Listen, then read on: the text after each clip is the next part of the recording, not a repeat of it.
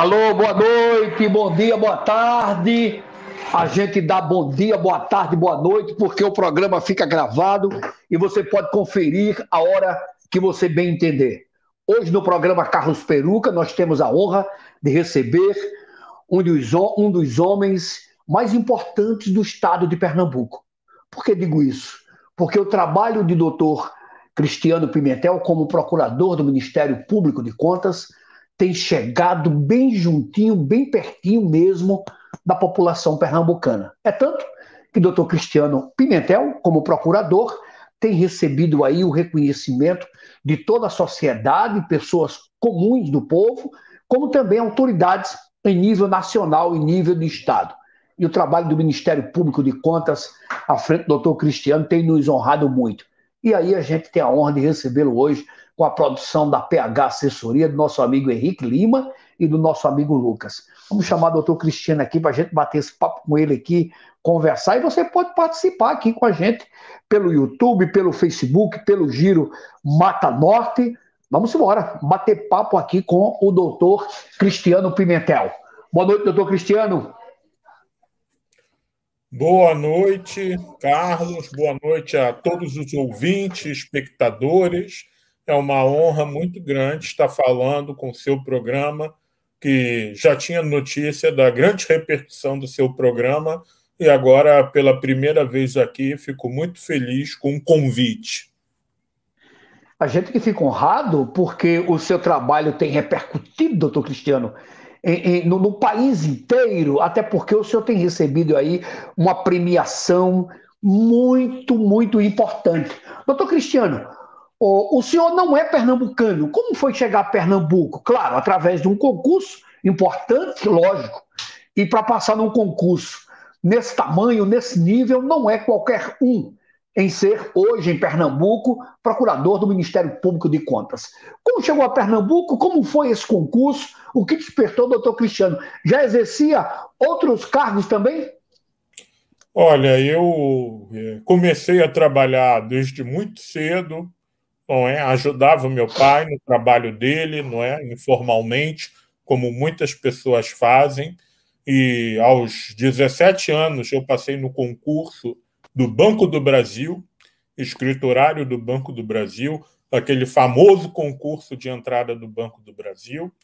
Entrei para a faculdade de Direito, em seguida passei no concurso para ser servidor do Tribunal Regional Federal do Rio de Janeiro, e durante toda a faculdade de Direito eu era servidor do Tribunal Regional Federal do Rio de Janeiro, e lá dentro do tribunal eu exerci várias funções de confiança, não é? Vários, junto a desembargadores, junto a juízes, e em paralelo ia fazendo a faculdade de Direito. Durante a faculdade de Direito eu já me planejei para tentar ser juiz federal, e aí eu fiz por 2 vezes a prova de juiz federal do Tribunal Regional Federal do Recife, que tem sede aqui em Recife, mas abrange 6 estados do Nordeste. Infelizmente, nas 2 vezes, eu não passei na prova de sentença penal, não é que eu ainda estava começando a minha preparação de concursos, mas algum tempo depois, pouco tempo depois, abriu o concurso aqui do Tribunal de Contas do Estado para procurador do Ministério Público de Contas, e como já vinha estudando para outros concursos, eu fiz, porque eu tinha o Tribunal de Contas na época, que é até hoje uma referência no serviço público.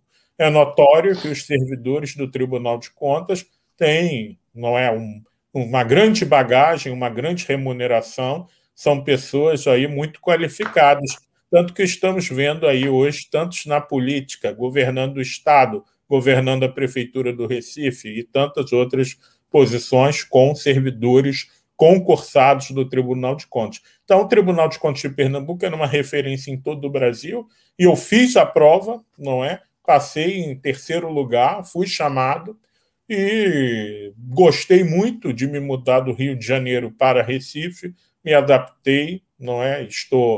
Gosto muito de Pernambuco, de Recife, e estou aí já há 15 anos, não é, no Ministério Público de Contas. Essa foi um pouco aí, bem resumida, a minha trajetória. O senhor já chega no Tribunal de Contas com uma bagagem, né, que já exerceu lá atrás, no mesmo caminho. Doutor Cristiano, muita gente fala assim, procurador do Ministério Público de Contas. E muita gente fala o Tribunal de Contas, que são auditores que fiscalizam. O que é ser procurador do Ministério Público de Contas para o grande público? O Tribunal de Contas, ele fiscaliza as contas públicas, as licitações, os contratos públicos, os pagamentos de pessoal de todo o poder público. E no caso do Estado de Pernambuco, nós temos um único Tribunal de Contas do Estado, que ele fiscaliza o governo do Estado, poder executivo, que é o governador, seus secretários, fiscaliza também a Assembleia Legislativa, Ministério Público do Estado, Defensoria Pública, Poder Judiciário Estadual. Fiscaliza também esse mesmo Tribunal de Contas do Estado todas as prefeituras e todas as câmaras de vereadores, ou seja, são muitos órgãos fiscalizados, e dentro da estrutura do Tribunal de Contas funciona o Ministério Público de Contas. Da mesma forma que no Tribunal de Justiça atuam os procuradores do Ministério Público do Estado, da mesma forma que no Supremo Tribunal Federal atua como representante do Ministério Público o Procurador-Geral da República, no Tribunal de Contas do Estado ele tem os procuradores do Ministério Público de Contas que exercem essas funções de Ministério Público no Tribunal de Contas. E que funções são essas? Nós damos pareceres nos processos mais importantes que vão a julgamento no Tribunal de Contas, participamos de todas as sessões colegiadas de julgamento e podemos interpor recursos caso discordemos de alguma decisão do Tribunal de Contas do Estado. E com independência, não é, técnica e funcional, o Ministério Público de Contas faz isso. O auditor do Tribunal de Contas ele tem um papel diferente. O que faz o auditor? Ele vai a campo, ele recebe documentos de todos os órgãos públicos estaduais e municipais e o auditor elabora um relatório com as suas conclusões sobre aquela gestão, aquele contrato administrativo, aquela licitação. Esse relatório é dado direito de defesa aos gestores públicos envolvidos nesse relatório e ele vai a julgamento no Tribunal de Contas do Estado, pelos conselheiros. Então, o papel do procurador do Ministério Público de Contas é um, e o papel do auditor do Tribunal de Contas é outro, mas são duas carreiras que exercem funções importantíssimas para o dinheiro público da população que está sendo aí gasto por gestores, prefeitos, vereadores. Por falar nessa fiscalização, nessas atribuições que são muito importantes, doutor Cristiano, tivemos agora recentemente, saímos de um caso agora muito importante, o qual sua atuação, e eu vi muitos debates, muitas participações suas, com nosso amigo Aldo Vilela na CBN, com nosso amigo Ciro Bezerra na Rádio Jornal. A atuação do Ministério Público de Contas sobre o caso da compra, da intenção da Câmara de Vereadores em comprar aqueles telefones que poderiam chegar a um valor total de quase 2 milhões de reais. E a atuação do Tribunal de Contas foi fundamental para defender esse interesse do povo. Realmente foi um caso muito emblemático, porque o Ministério Público de Contas, desde o início da pandemia, junto com o Tribunal de Contas do Estado, recomendaram a todos os gestores públicos, estaduais e municipais, que evitassem as chamadas despesas supérfluas, e este valor da Câmara do Recife, de quase 2 milhões de reais, para 160 celulares e 60 mini-modems para vereadores e assessores do Recife, nos pareceu, além de uma despesa adiável, uma despesa muito alta, considerando o preço de telefones celulares comuns. Agora, o que eu queria destacar é que o que o Ministério Público de Contas fez, nesse caso específico do Recife, foi uma recomendação E, no prazo dessa recomendação, os próprios vereadores, por discussão interna e decisão unânime, decidiram cancelar. E eu queria registrar que é notório que isto só ocorreu porque a imprensa acompanhou, não é, diretamente esse caso, a imprensa revelou este caso, não é, através de uma matéria do jornalista Jamildo Melo, do Jornal do Comércio. Isso, E depois perfeitamente. todos os órgãos de imprensa repercutiram, televisões, rádios e a população nas redes sociais. É lógico que imagino que os vereadores receberam muitas manifestações e resolveram, por vontade própria, suspender esta licitação, pelo menos nesse período de pandemia. E caso eles resolvam, após a pandemia voltar, o Ministério Público de Contas irá fiscalizar novamente, como faz em relação a todos os gastos e licitações dos órgãos públicos de uma forma geral. No início dessa semana, a gente tomou conhecimento, através também da imprensa, que a Câmara de Olinda também tem esse desejo, já comprou, vai comprar alguns celulares, vários celulares, para os vereadores e assessores. O que acontece? Como é a Câmara de Olinda, esse processo está com a minha procuradora-geral, doutora Germana Laureano, ela já oficiou a Câmara de Olinda, está aguardando uma resposta dos vereadores de Olinda. Mas é uma licitação diferente, os valores são diferentes e as especificações dos celulares são diferentes também. Portanto, tudo vai de uma análise do caso concreto.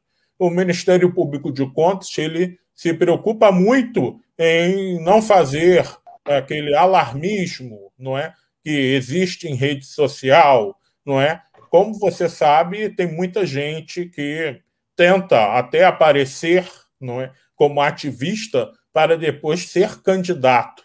Isso é uma coisa que é recorrente no estado de Pernambuco. Eu já vi muitas vezes, não é? A pessoa prepara o terreno como um suposto ativista, não é, em benefício da população, e depois se lança candidato eleitoral. Portanto, o Ministério Público de Contas ele não seguia, não é, por esse alarde que muitos perfis em rede social fazem. Ele olha o caso concreto. Essa licitação, ela, apesar de ter o mesmo objeto da Câmara do Recife, ela tem suas peculiaridades diferentes, não é? São especificações diferentes e um valor muito diferente também do realizado pela Câmara do Recife. Mas está sob a análise da nossa Procuradora-Geral.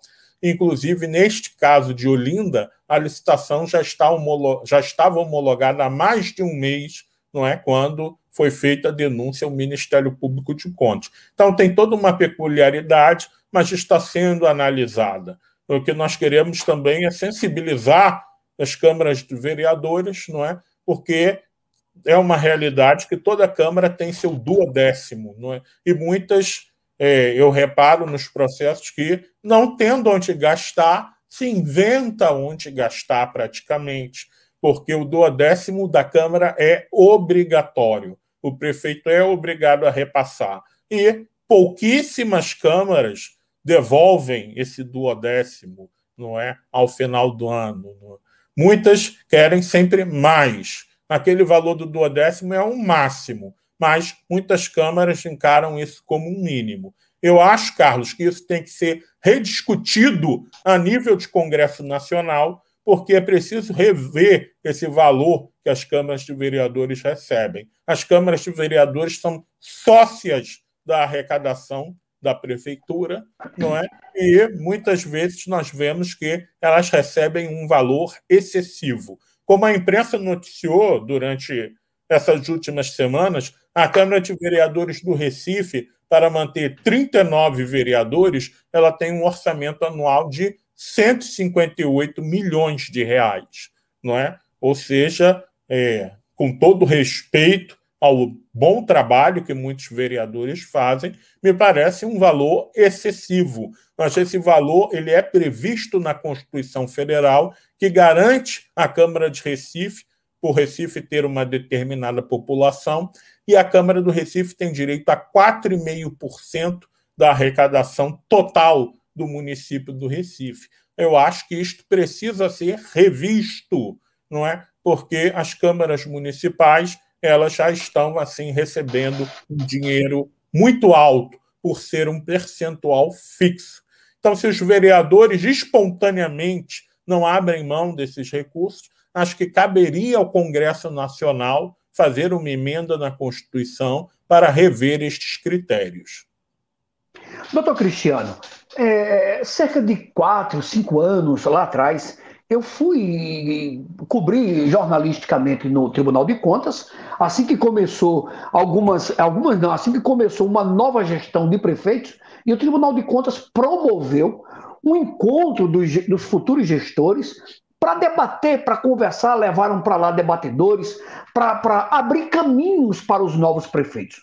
Isso acontece também com o presidente de câmaras. Agora, a pergunta é: os presidentes de câmaras pelo Estado, ao longo do Estado, dos municípios, eles ainda procuram o Tribunal de Contas para orientação? Por exemplo, eu nunca tive mandato. Se eu fosse presidente ou prefeito, eu estaria, eu acho que, mês a mês na porta do Tribunal de Contas pedindo aula, pedindo orientação ao Tribunal de Contas para que eu seguisse sem errar. É muito boa a sua pergunta, e a resposta direta que eu vou elaborar é: os bem-intencionados procuram, não é? E, inclusive, o Tribunal de Contas tem um tipo de processo chamado consulta, em que os presidentes da Câmara, de qualquer das 184 câmaras de vereadores de Pernambuco, podem tirar suas dúvidas jurídicas perante o Tribunal de Contas. Mas é realmente um número pequeno de presidentes de Câmara que procuram o Tribunal de Contas para tirar suas dúvidas. O que nós vemos muitas vezes é criação de verbas indenizatórias, aumento de auxílio alimentação. Tem vereador no estado de Pernambuco que recebe R$3.000 por mês de auxílio alimentação na conta corrente dele. Fora o salário, R$3.000 por mês de auxílio alimentação. E ainda queria... Na capital ou no interior? Na capital ou no interior? Na capital. R$3.000 por mês de auxílio alimentação do vereador do Recife, e teve um momento lá atrás que eles queriam aumentar para R$4.500. E aí o Ministério Público de Contas mandou também um ofício naquela ocasião, explicando por que entendia, naquele momento, legalmente, o aumento indevido, e também houve o recuo naquela ocasião, numa legislatura passada.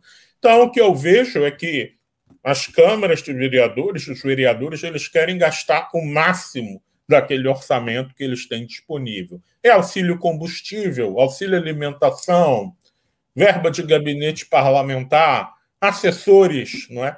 Você que conhece muito bem o interior do nosso estado de Pernambuco, você sabe que tem Câmara de Vereadores que só tem uma sessão por semana à noite, não é? E aí você vê uma estrutura de Câmara Municipal com assessores, carro para vereador, auxílio combustível, auxílio alimentação, que não se justifica para uma Câmara que só tem uma sessão por semana à noite, não é?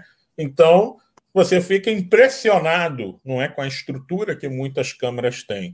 E é uma realidade, falado aí por muitos jornalistas como você, que o vereador, praticamente só no Brasil, vereador recebe remuneração. E está recebendo remunerações altas, como nós falamos.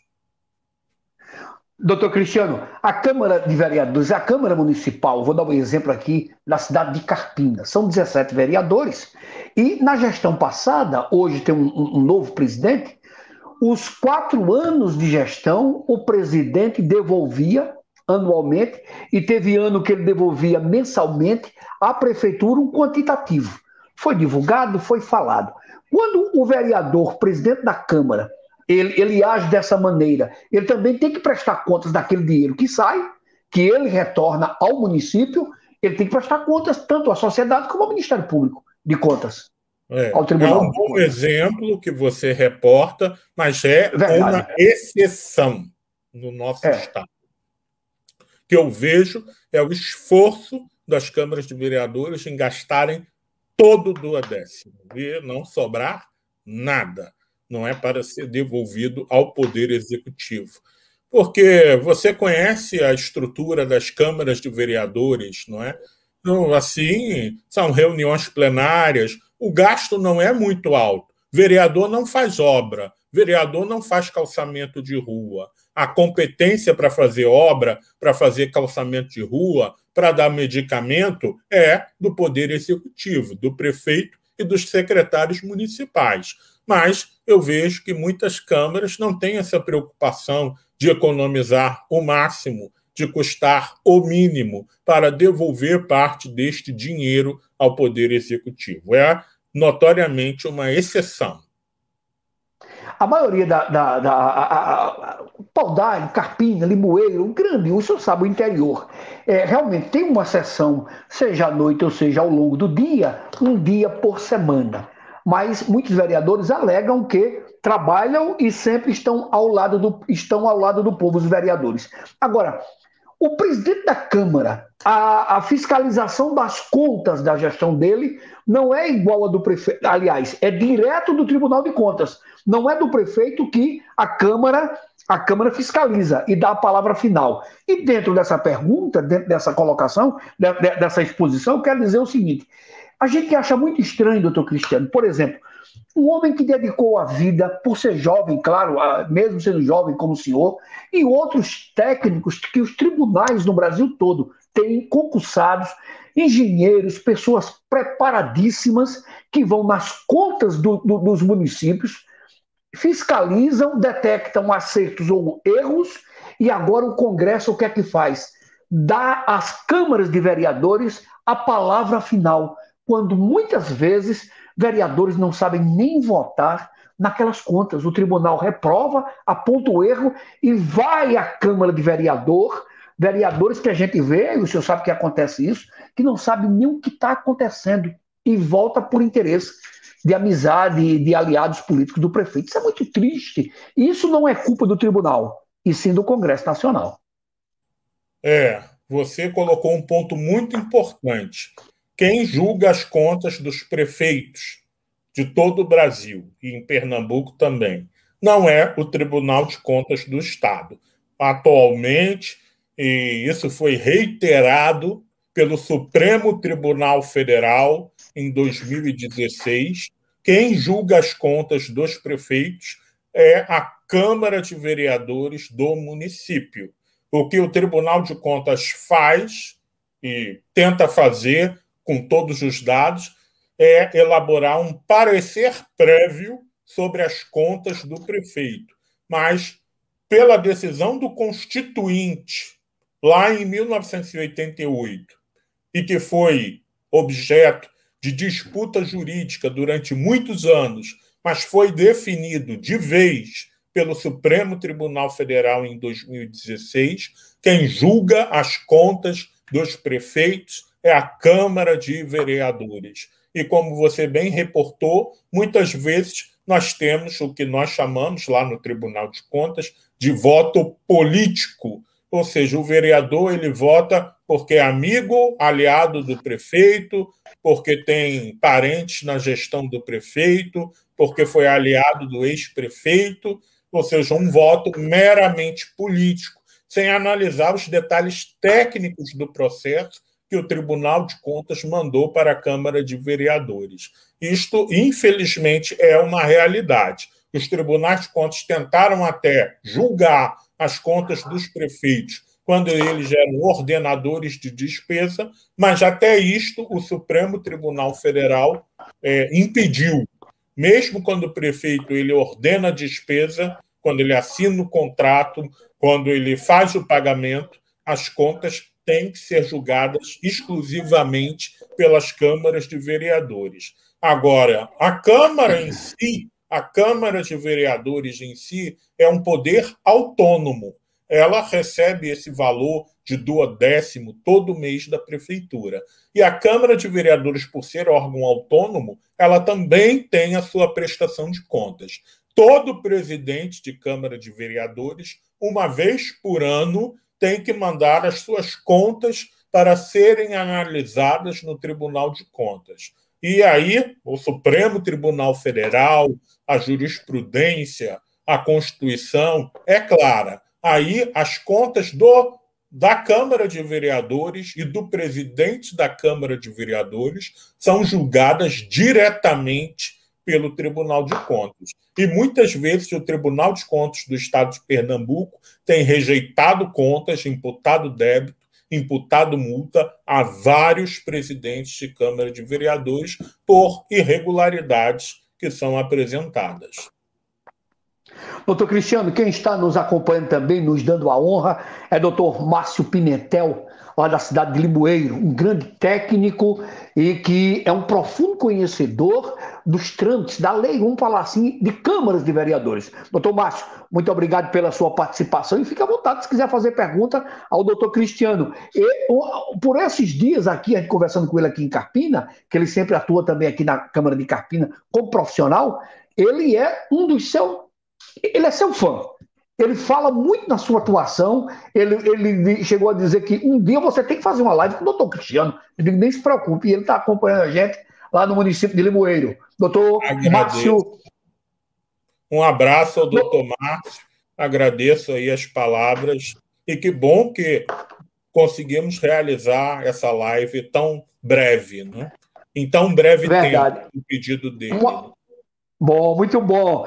Doutor Cristiano, os senhores chegam a se decepcionar, por exemplo, o Ministério Público se debruça em cima de uma fiscalização de uma determinada conta, seja do município ou de Câmara, e de repente vê aquilo de água abaixo que não tem punição. Isso revolta a gente. Imagine os senhores que se debruçaram ali naquela irregularidade para apontar e mostrar à sociedade. Olha, isso é um debate muito amplo e muito importante, Perfeito. porque nos últimos anos eu tinha até esperança de que o Brasil poderia melhorar, que o Brasil poderia deixar de ser o país da impunidade. Mas, sem falar de A, de B e de C, nos últimos anos, nos últimos meses, para ser mais preciso, a gente está vendo que o Brasil está se tornando mesmo o país da impunidade.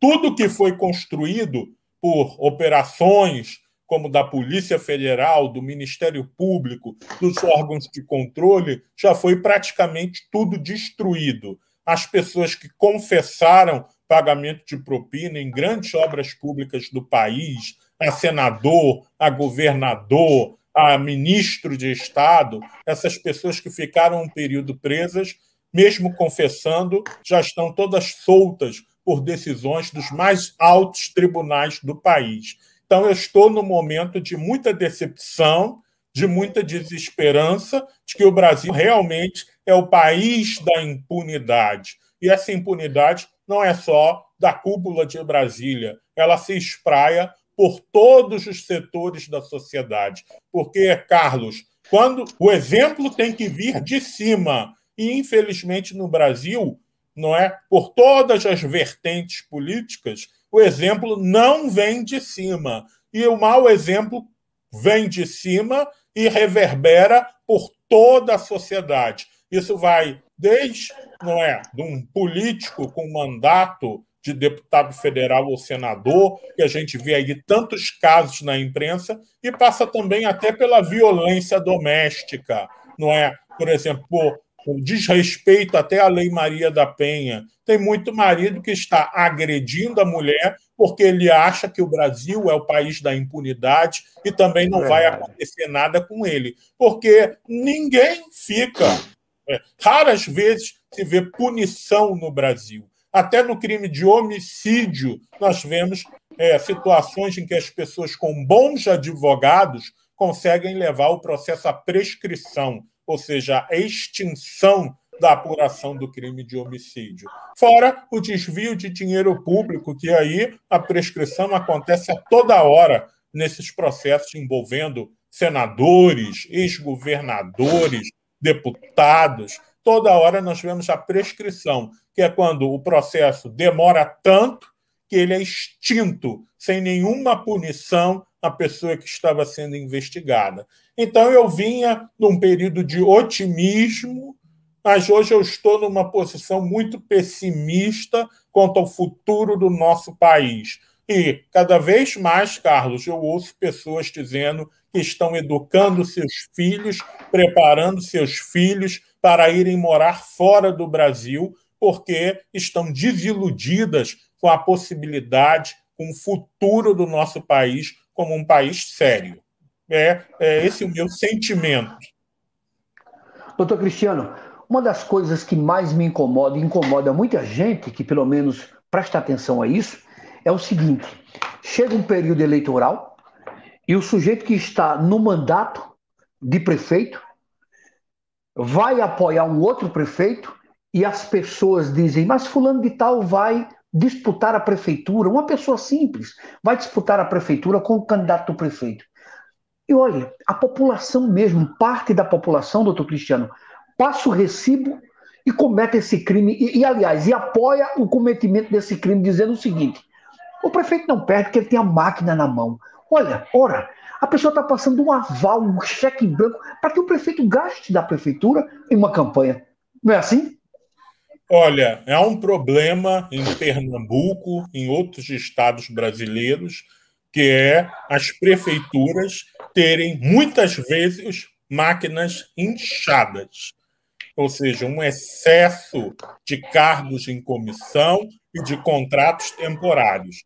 Tem muita gente na prefeitura que rala, que trabalha muito, que realmente faz pelo município, mas todo mundo em Pernambuco sabe que em várias prefeituras tem pessoas que nem devem comparecer ao seu expediente de trabalho, isso antes da pandemia. E são geralmente os famosos cargos em comissão e contratos temporários, que são as formas que o prefeito tem de botar pessoas ligadas ao seu grupo político dentro das prefeituras sem passar pelo concurso público. E muitas vezes essas pessoas nem vão, muitas vezes é praticado aquilo que é nacionalmente conhecido como rachadinha, que a pessoa dá o seu salário ou parte do seu salário a uma pessoa indicada por algum político, e nós vemos isso em muitas prefeituras pelo Brasil. O grande problema, Carlos, é que é um crime difícil de provar, não é? Porque se você não tem uma investigação muito bem feita, por até mesmo uma polícia especializada, como a Polícia Federal, que tem vários recursos tecnológicos, você não consegue provar, não é? Porque a pessoa vai dizer que compareceu, ninguém vai testemunhar que o servidor eventualmente era um servidor fantasma, e todo esse exército de pessoas ali na prefeitura que estão ali apenas por uma motivação política e que não dão realmente, na verdade, um dia de trabalho ao município, no período pré-eleitoral e no período de campanha, eles viram cabos eleitorais dos prefeitos, dos vereadores, não é? Viram um verdadeiro exército eleitoral, não é? Trabalhando durante a campanha, dia e noite, não é, para eleger o candidato daquele grupo político. Então, realmente é uma disputa desigual, porque o candidato apoiado pelo prefeito, muitas vezes, ou o próprio prefeito, quando é candidato à reeleição, ele já tem garantido o seu exército de cabos eleitorais, não é? Pagos com dinheiro da prefeitura. Isso não é uma peculiaridade de Pernambuco, não.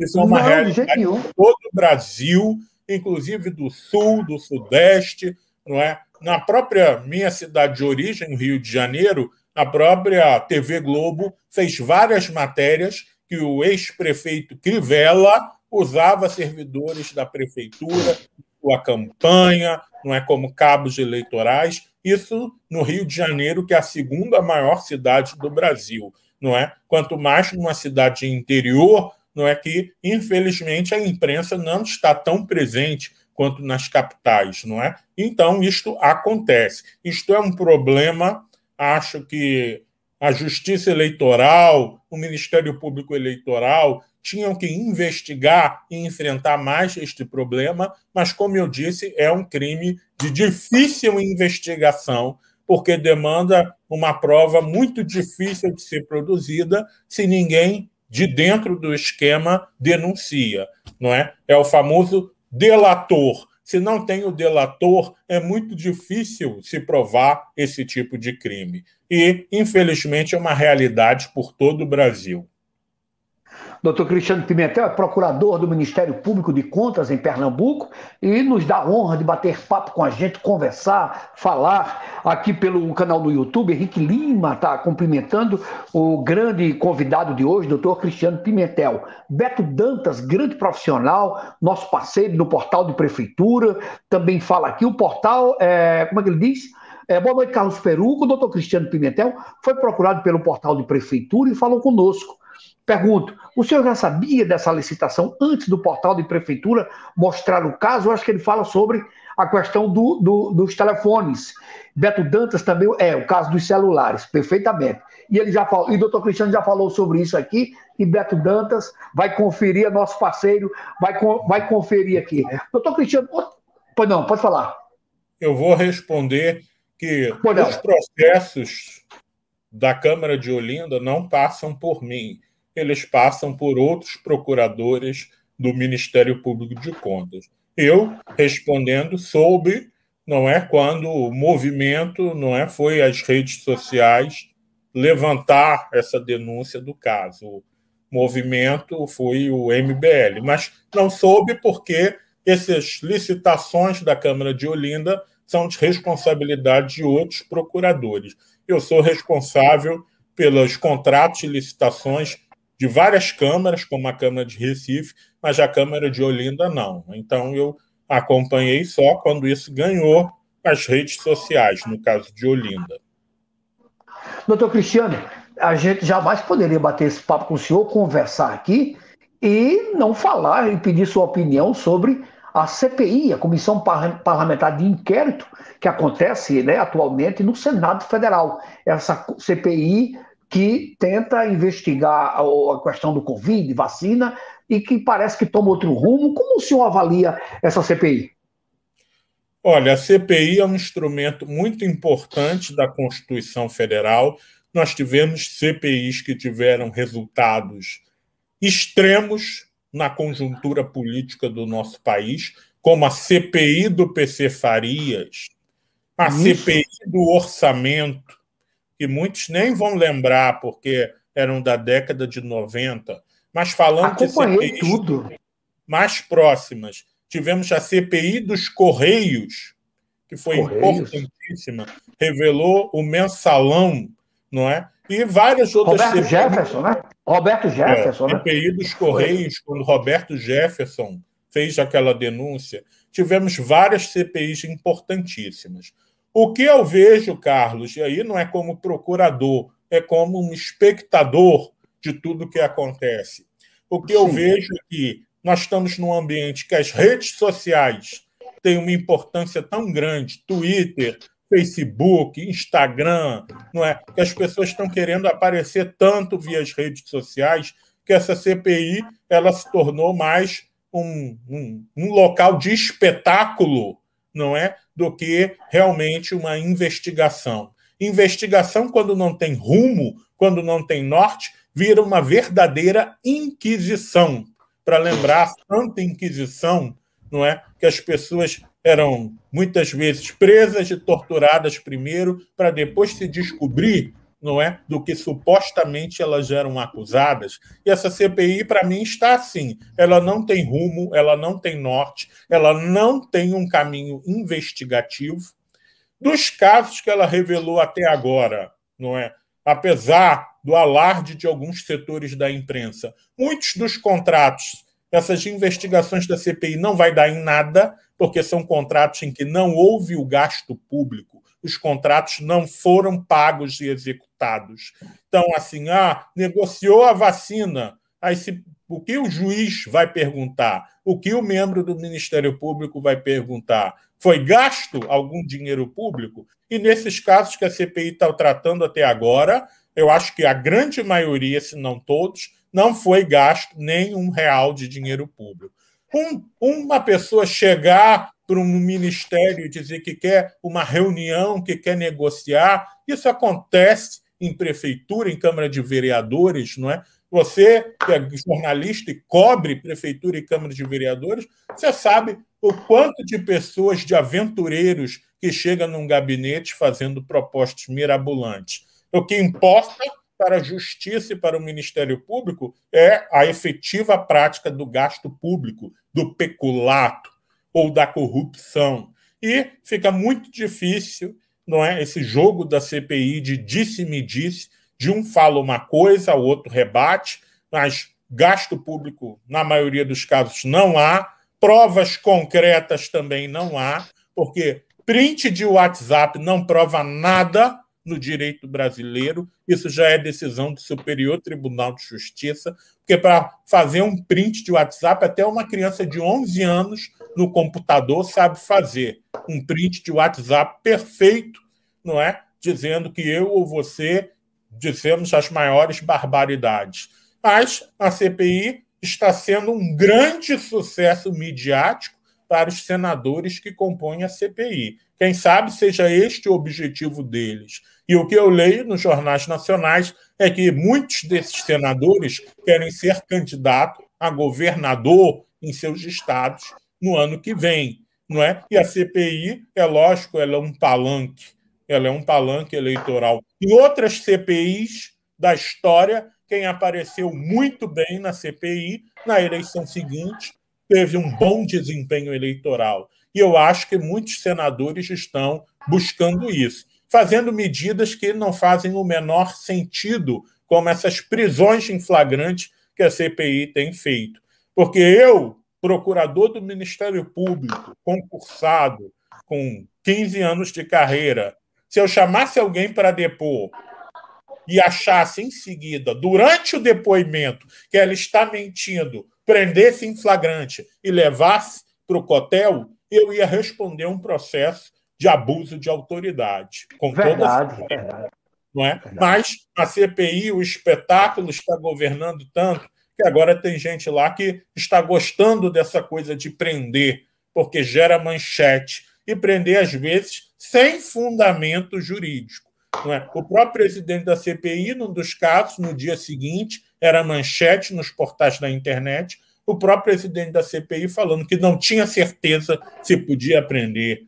Gente, a prisão no Brasil é uma coisa muito séria, juridicamente. Não é? Não se pode prender ninguém por espetáculo. Mas, infelizmente, é isso que está acontecendo na CPI. Ela não desce aos documentos, às contas bancárias, ao caminho do dinheiro, como seria um processo de investigação normal na CPI. Ela se preocupa muito mais com o espetáculo midiático que está sendo transmitido ao vivo pela TV, não é? Do disse-me-disse, que não leva a lugar nenhum. Então, eu acho que os resultados dessa CPI, na mídia, no processo eleitoral, podem até ser grandes, mas juridicamente serão muito poucos. Diferente das outras CPIs que eu falei, como PC Farias.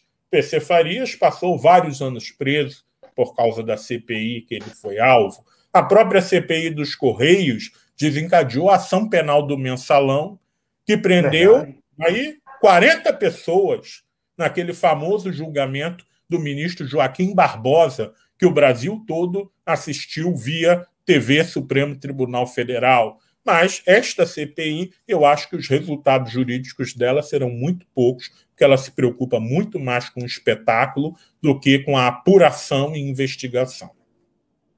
Doutor Cristiano, me permita eu fazer essa pergunta ao senhor.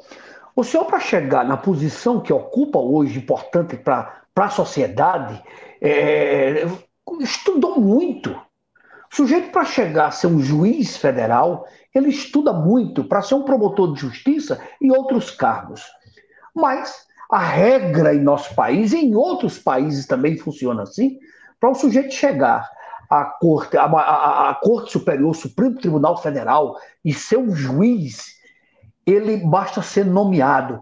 esse modelo, olha, o cara estuda tanto para ser um juiz federal, um juiz também que não seja federal, e o cara para ser do Tribunal de Contas, ser nomeado, o que o senhor fala? O senhor opina sobre isso? Olha, com toda certeza, esse modelo para vários cargos importantes no Brasil de indicação política, meramente política, está errado. E o caso mais emblemático é esse que você falou. Para ser ministro do Supremo Tribunal Federal, basta a indicação política do presidente da República e a aprovação do Senado Federal em votação secreta. E nós já tivemos caso de ministro do Supremo Tribunal Federal que foi reprovado 2 vezes na prova de juiz, nunca passou em concurso e foi nomeado ministro. Né? Eu também fui reprovado 2 vezes na prova de juiz, mas passei em vários outros concursos para cargos privativos de bacharel em Direito. Só para listar, nesse cargo que eu estou, eu passei em 3º lugar geral, passei também para promotor da Justiça Militar em 3º lugar geral do Brasil, defensor público federal, eu passei em 2º lugar, advogado da Caixa Econômica Federal, passei também em 1º lugar geral, ou seja, é lógico que a gente tem que estudar muito, porque essas posições envolvem um poder e uma responsabilidade muito grande. Diferente é o caso dessas nomeações políticas, como no Supremo Tribunal Federal, que tem que mudar. Para citar um exemplo para arrematar, nós tivemos um famoso caso na Lava Jato, que o juiz de primeira instância condenou 3 desembargadores do TRF de Porto Alegre. Os 3 desembargadores, juízes concursados de carreira, mantiveram a condenação. Na 3ª instância, que é o Superior Tribunal de Justiça, em Brasília, 5 ministros do STJ, todos juízes de carreira concursados, mantiveram a condenação e chegou no Supremo Tribunal Federal e um ministro sozinho, por uma canetada, ministro que nunca foi juiz, nunca foi promotor concursado, nunca foi procurador concursado, e ele, numa canetada, disse que aquilo que os outros 9 juízes concursados disseram em 3 instâncias estava tudo errado, e ele, juiz indicado de forma política para o Supremo, ele que estava certo e anulou tudo que foi feito durante anos e anos naquele processo. Então, acho que há alguma coisa errada nessa forma de indicação. Mas, na democracia, isso só vai mudar por decisão do Congresso Nacional. E eu acho muito difícil o nosso Congresso modificar esta situação, pelo menos no momento atual. Mas é lógico que há algo muito errado nas indicações. E também no caso dos tribunais de contas. Os procuradores do Ministério Público de Contas são todos concursados de carreira em todo o Brasil. E o Ministério Público de Contas, em todo o Brasil, defende que se acabem também com as indicações políticas para o Tribunal de Contas, que os conselheiros dos tribunais de contas sejam oriundos dos auditores concursados do Tribunal de Contas. Seria uma carreira em que a pessoa seria promovida de auditor para conselheiro, não é? Pelo menos na grande maioria das vagas. E nós defendemos historicamente isto no Ministério Público de Contas. E indicação política em órgão técnico, seja Tribunal de Contas, seja Supremo Tribunal Federal, na nossa opinião, no Ministério Público de Contas, quase nunca dá certo. Doutor Cristiano, o Wilson Mendes está aqui pelo computador e diz o seguinte: parabéns, doutor Cristiano. Essa é aula de cidadania. Parabéns. O Wilson Mendes está aqui no município de Itaquitinga, na Mata Norte. E Júnior Santos, ele está em Carpina, também parabenizando, dizendo que é aula pura um bate-papo desse com o senhor. Que coisa boa. E a gente sabe disso, que é aula pura mesmo. Agradeço aí as menções dos espectadores. É sempre muito bom, não é, estar falando aí diretamente com a população através da sua grande audiência, Carlos, porque acho que os órgãos da justiça, os órgãos do Ministério Público, eles não podem ficar totalmente encastelados, não é? Como, infelizmente, existe. senão a pessoa perde a noção da realidade, do que o povo pensa, do que o povo está preocupado. Então, eu acho muito importante essas oportunidades de estar tendo diálogo direto através da sua grande audiência com as pessoas, diretamente. Doutor Cristiano, nós já chegamos a 45 minutos. Sei do seu tempo, que é muito concorrido. Agora o senhor deve já estar com processo, já preparando, estudando, não é? A gente agradece muito essa participação. Fica gravado o programa e certamente outras vezes falaremos, bateremos papo com o senhor. O César Holanda está dizendo o seguinte: parabéns, promotor. Ele não fala onde ele está, o município, mas César Holanda também entra aqui e lhe cumprimenta. Eu que agradeço o convite mais uma vez para o programa. Sabia já da sua grande audiência e fico muito feliz de estar falando, não é, para uma região tão importante do nosso estado de Pernambuco, que eu até preciso conhecer mais, não é, porque nunca trabalhei muito por essa região, não é, da nossa Mata Norte, principalmente. Digo que é o dever de todo servidor público trabalhar ao máximo bem para atender a população, seja um professor em escola municipal, seja um promotor de justiça, um procurador, como é o meu caso, não é? Porque nós recebemos para atender a população, para servir a população, e precisamos estar atentos ao que as preocupações do povo, ao que o povo está esperando do serviço público brasileiro. E a minha vida toda foi toda como servidor público e realmente é minha vocação. E eu fico muito feliz que a sua audiência esteja gostando aqui do nosso bate-papo. E, com certeza, devemos voltar para uma próxima oportunidade. Se Deus quiser. Eu já fico à sua disposição e à disposição dos seus espectadores. Doutor Cristiano, para a gente encerrar, gosta de futebol, gosta de esporte, tem algum time? Pode falar, tem algum time do coração? Eu digo em nível nacional e aqui em Pernambuco? Olha, eu passei uma fase muito difícil no Rio de Janeiro, porque toda a minha família torcia pelo Fluminense, e naquela época que o torcedor está se formando, o Fluminense estava numa situação muito ruim. Não é? Verdade. Por culpa da minha família, eu não acompanhei muito o futebol na minha juventude, adolescência ou juventude. Aqui em Pernambuco, não é, apesar de muitos convites, não é, eu ainda não deliberei, não é, torcer por nenhum dos times, mas assim admiro muito o futebol pernambucano, porque é um futebol guerreiro, não é, que luta na dificuldade, não é, como nós estamos vendo até agora nessa temporada, não é? Mas no Rio de Janeiro eu sou fluminense por influência da família, apesar de nunca ter acompanhado muito pela péssima fase que o Fluminense passava, mas aqui em Pernambuco eu ainda não entreguei meu coração a nenhum dos três times. Doutor Cristiano, muito obrigado. Gosta de festa junina, carnaval, das manifestações culturais do nosso estado? Não, eu sou mais caseiro, não é? Mesmo caseiro. Antes da pandemia, eu não tive dificuldade em me adaptar à pandemia.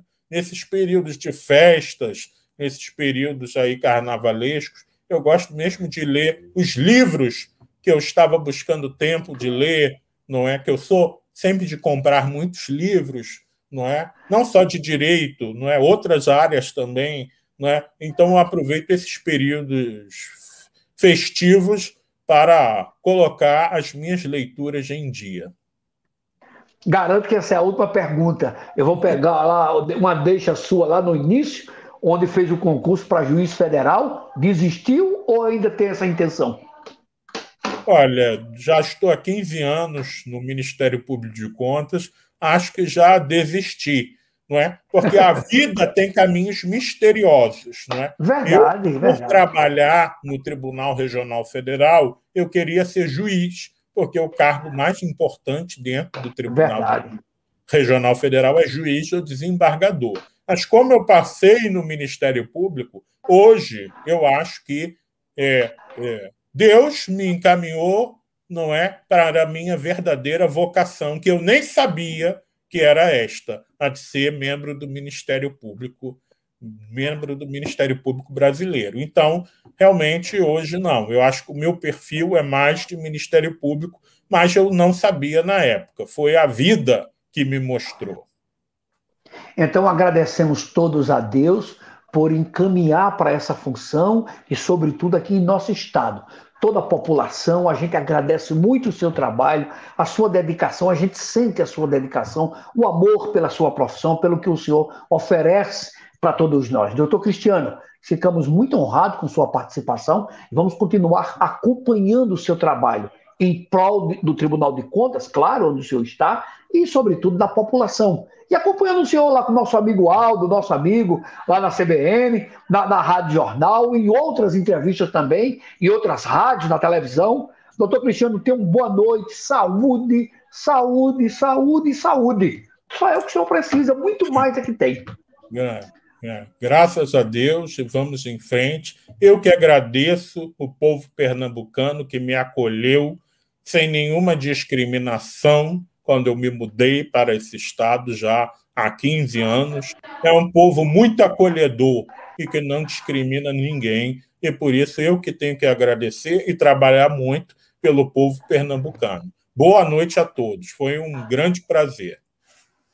Muito obrigado, doutor Cristiano, procurador do Ministério Público de Contas, que participou conosco aqui com a produção da PH Assessoria, que nosso amigo Lucas vai colocar aí na tela, a PH Assessoria. Você está precisando de fazer o seu encontro empresarial, você está precisando de lives, de eventos, enfim, reuniões empresariais, políticas, está aqui, ó, PH Assessoria de Comunicação. O telefone é o 98233 5660, 98233-5660. Um abraço a Lucas, muito obrigado a Henrique Lima e aos internautas que nos acompanharam e vão acompanhar ainda, porque o programa fica gravado. Inscrevam-se no canal do YouTube de Carlos Peruca. Vem muita novidade aí sobre a Fiore Jeep aqui de Pernambuco. Jeep Compass, Jeep Renegade, você vai ficar sabendo tudo sobre as regras, as novas regras para as pessoas com deficiência. Boa noite, meu abraço.